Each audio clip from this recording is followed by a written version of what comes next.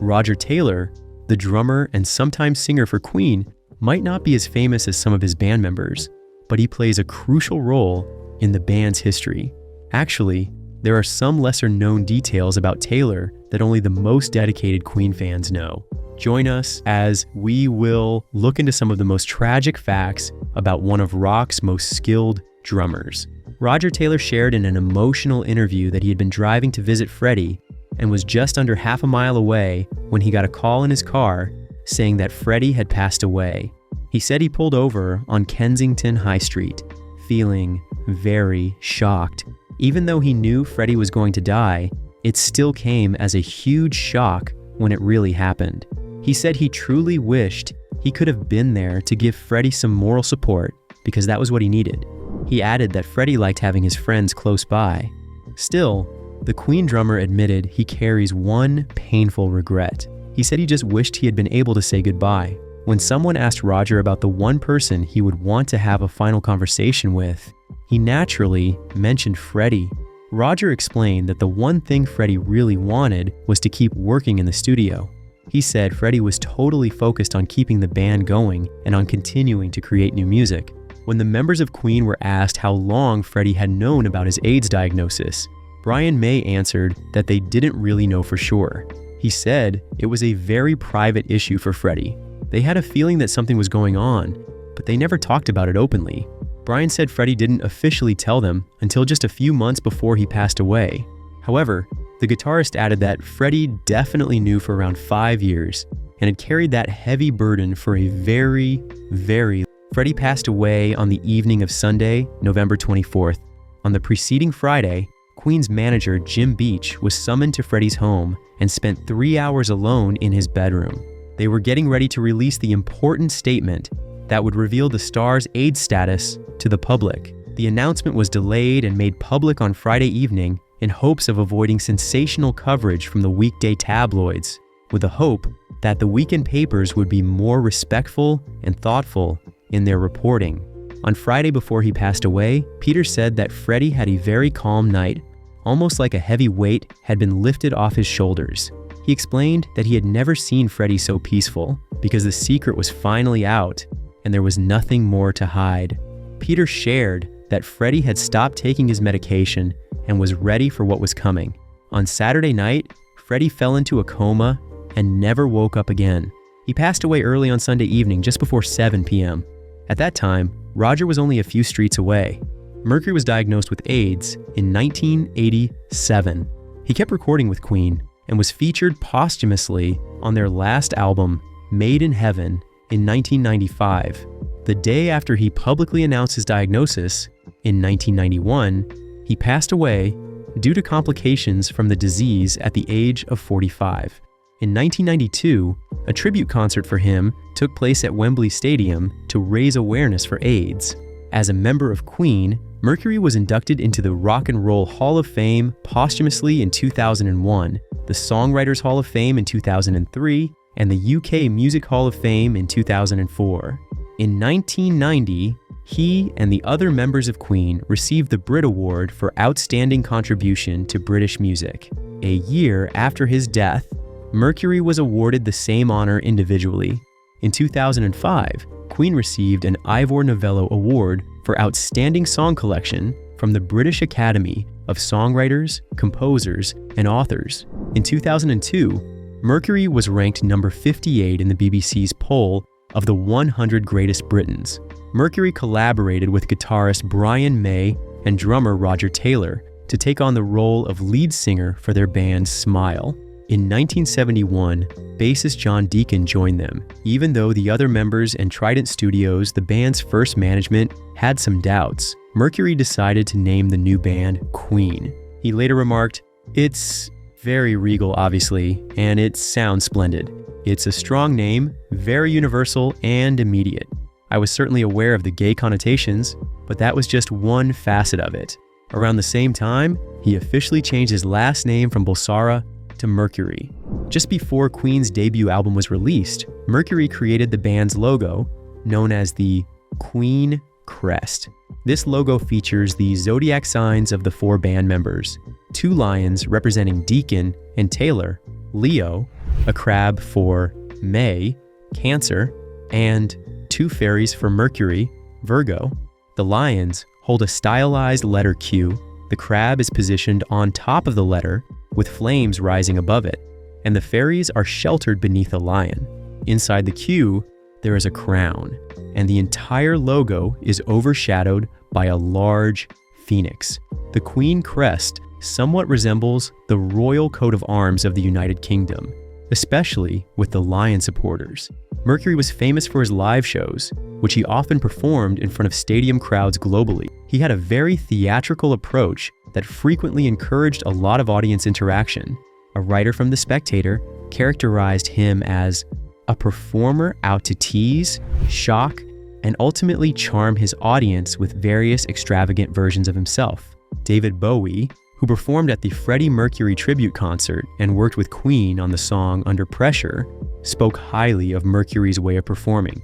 He said that out of all the theatrical rock performers, Freddie went further than anyone else.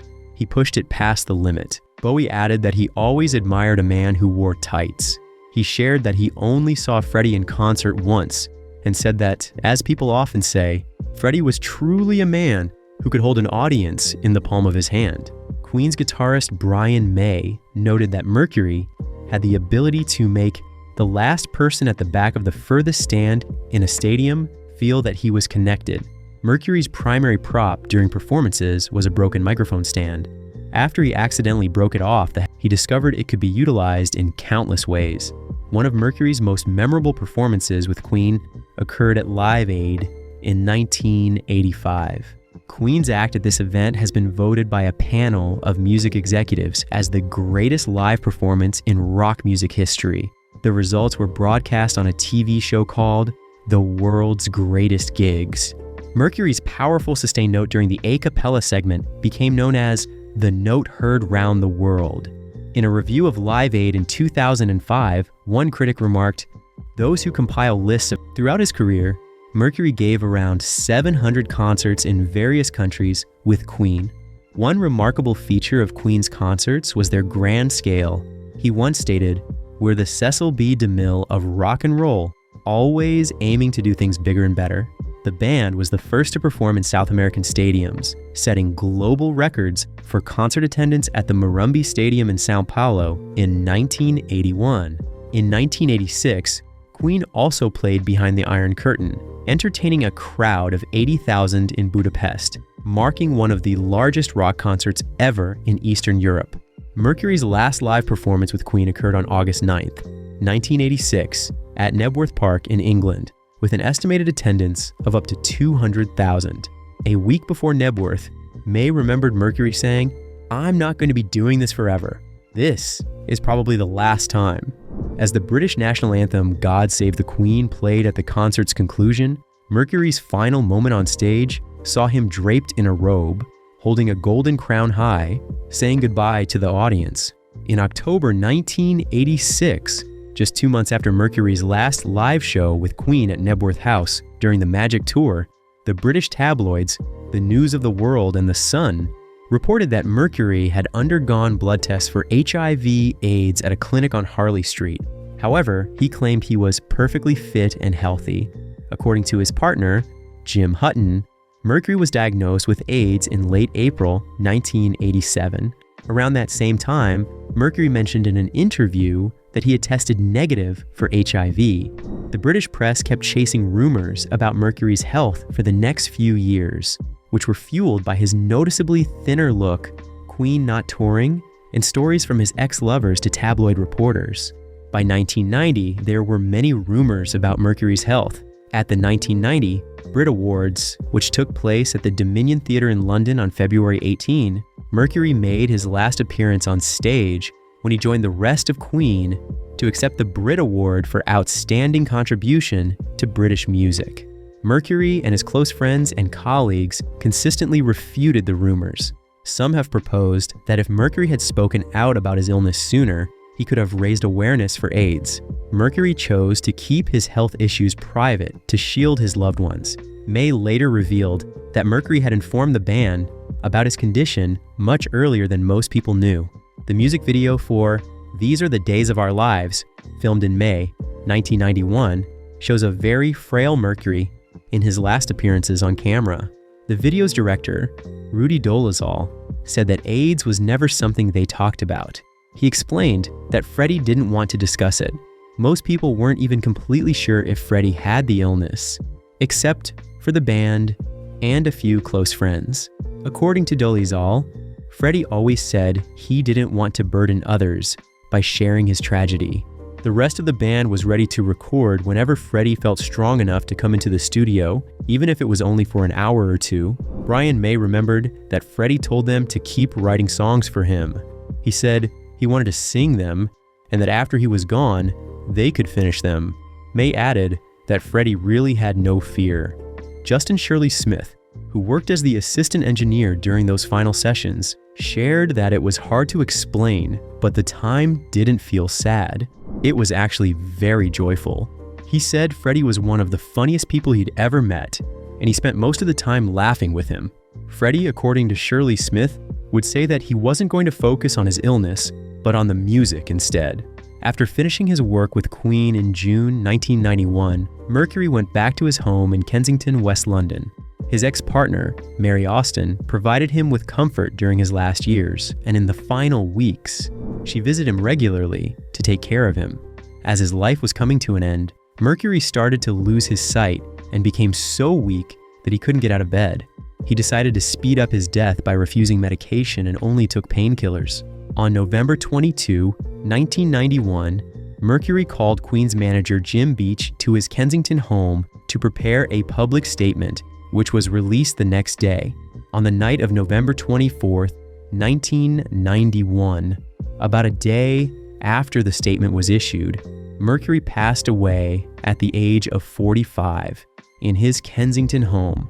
The cause of death was bronchial pneumonia due to AIDS. His close friend Dave Clark from the Dave Clark 5 was with him when he died. Austin called Mercury's parents and sister to inform them of the news, which reached newspaper and TV crews. The outer walls of Mercury's last home, Garden Lodge, Logan Place in West London, turned into a shrine for the late singer. Mercury's funeral service took place on November 27, 1991, conducted by a Zoroastrian priest at West London Crematorium, where he is honored with a plinth under his birth name. His family and 35 close friends, including Elton John and the members of Queen, attended the service. His coffin was brought into the chapel while Aretha Franklin's Take My Hand, Precious Lord, and You've Got a Friend played. Following Mercury's wishes, Mary Austin took his cremated remains and buried them in a secret location. Only Austin is believed to know where his ashes are, and she has stated that she will never disclose that information. However, Queen fans traditionally believe that his ashes are at Kensal Green Cemetery, where a plinth marks the supposed burial site. During his life, Mercury gave away and donated a large portion of his wealth to charity, with his estate estimated to be around 8 million euros when he passed away. He left his home, Garden Lodge, along with the nearby Mews, and half of all his privately owned shares to Mary Austin. His sister, Kashmira Cook, received 25%, as did his parents, Bomi and Jerbul Sara, which Cook inherited after their deaths. Mercury, who never had a driver's license and therefore never drove, was frequently driven around London in his Rolls-Royce Silver Shadow from 1979 until he died. This car was later given to his sister Kashmira, who made it available for public display at events, including the West End premiere of the musical We Will Rock You in 2002, before it was sold at auction at the NEC in Birmingham in 2013 for €74,600. After his passing, the outer walls of Garden Lodge on Logan Place turned into a shrine for Mercury, where fans honored him by covering the walls with graffiti messages. 3 years later, Time Out magazine noted that the wall outside the house has become London's biggest rock and roll shrine. Fans kept visiting to pay their respects, leaving letters on the walls until 2017, when Austin had the wall cleaned up.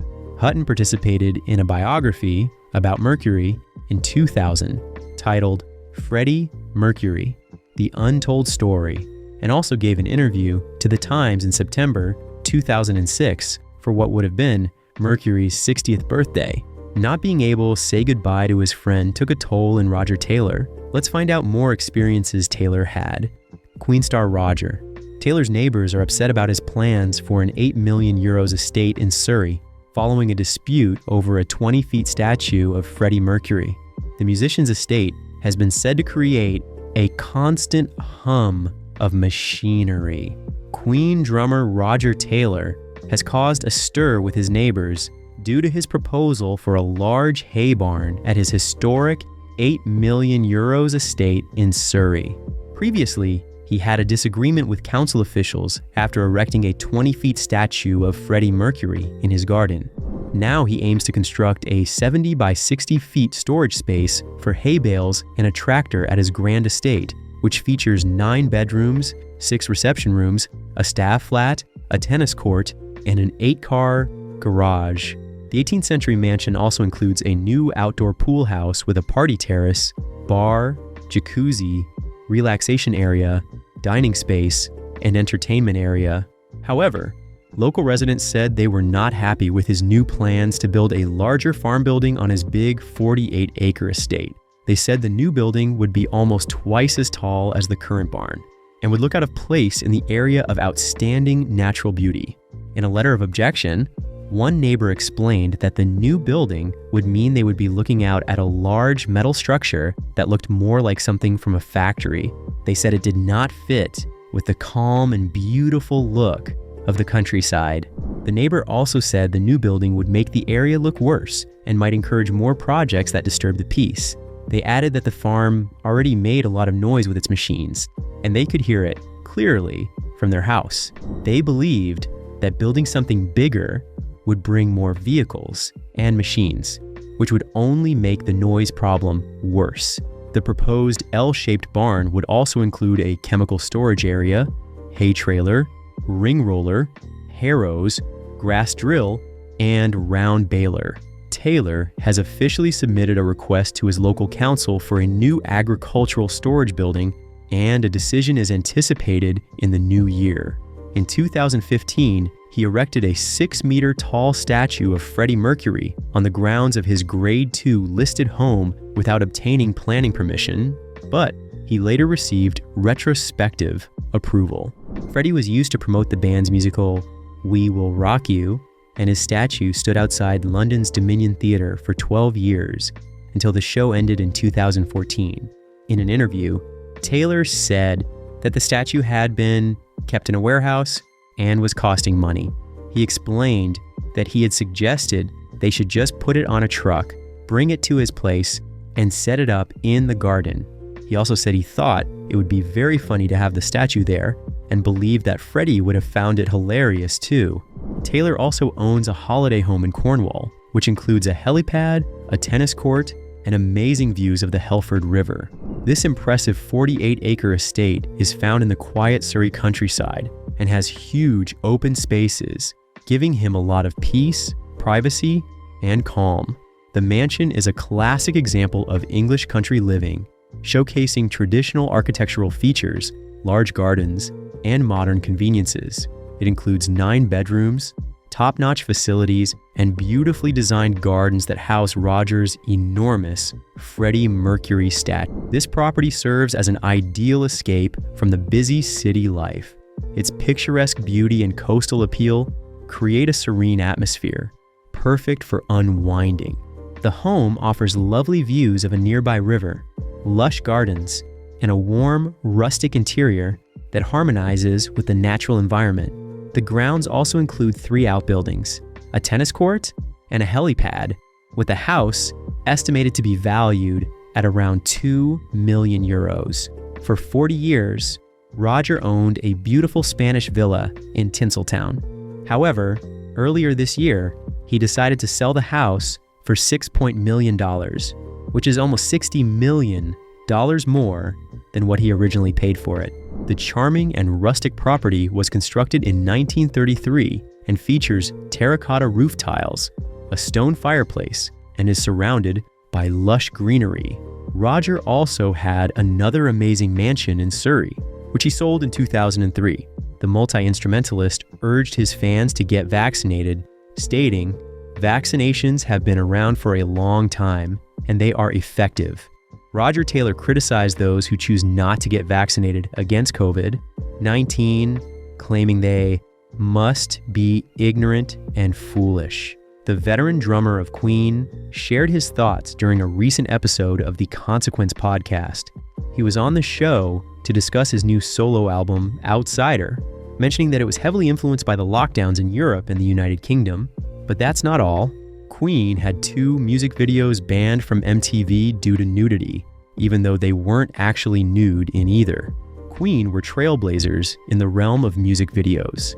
At that time, music videos mainly focused on performances, showcasing a band's style and energy while they played their latest hit. These videos were typically made for segments on pop chart TV shows, for instances when a musician or band couldn't be there in person. However, everything changed in 1975 when the flamboyant rock band Queen released the music video for Bohemian Rhapsody. There's a lot of discussion about who truly released the first music video as we know it today, with Bob Dylan's Subterranean Homesick Blues, or the Moody Blues, Go Now, often being mentioned as the pioneers, when Freddie Mercury confessed that there was nothing else left between him and his Queen bandmates. Brian May and Roger Taylor remember their first encounter with Freddie Mercury, when David Bowie criticizes MTV for not featuring black artists during an interview in 1983. Although the famous and now legendary music video for Bohemian Rhapsody played a crucial role in the song's worldwide success, it served as a way for fans to experience Queen's operatic rock masterpiece from anywhere in the world on any TV channel.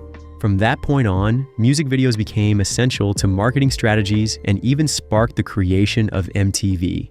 7 years later, the band that inspired MTV found their music videos banned from the channel, with drummer Roger Taylor labeling the cable network as narrow-minded.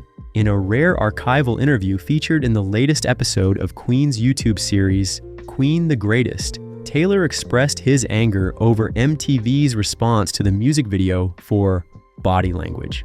After the release of the 1982 single, MTV considered the video too controversial, making Queen the first band to face censorship from the channel.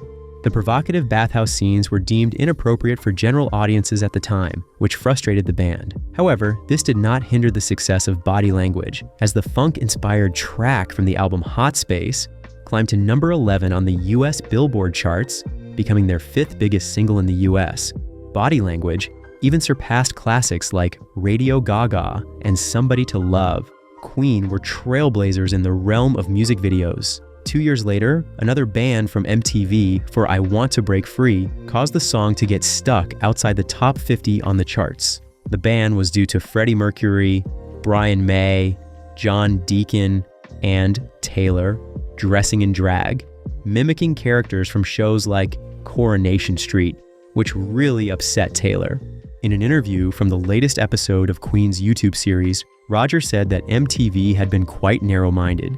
He explained that the channel would play a Whitesnake song followed by another Whitesnake song, and that they had decided men dressed as women weren't rock enough, so they chose not to show the video.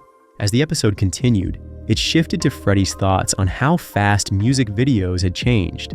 Freddie said that things had clearly changed a lot, and that now videos had budgets like movies. He said the techniques had improved a lot too, and that people could now create all kinds of things. Freddie remembered that when they made Bohemian Rhapsody, they wanted to use many images at once, and the only way to do that back then was by using a prism. He added that when they wanted a shaky, rough effect, someone had to physically kick the camera to make it happen. When someone asked Freddie what he thought music videos would be like in the rest of the decade, he simply shrugged and said he had no idea what would happen next. If you enjoyed this video, like and subscribe, and also click the next video shown on your screen.